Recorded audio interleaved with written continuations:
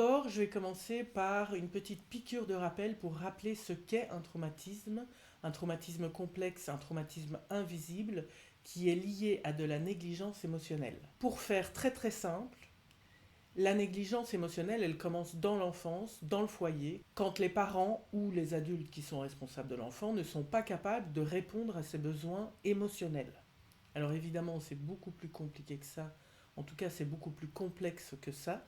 Contrairement à un trauma dit simple, le trauma complexe, il se construit au goutte à goutte, petit à petit, pendant toute l'enfance, tout au long de l'enfance.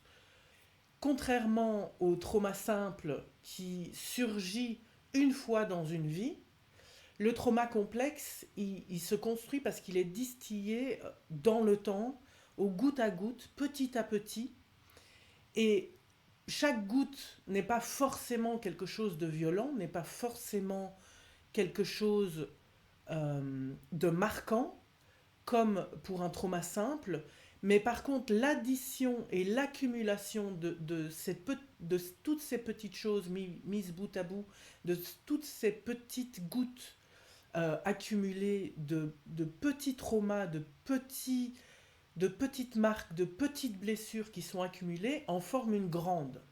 La négligence émotionnelle et la carence affective, ce sont les blessures de l'enfance les plus courantes. Ces blessures, elles surviennent lorsque les besoins fondamentaux de l'enfant ne sont pas satisfaits. Les besoins fondamentaux chez l'enfant, c'est quoi?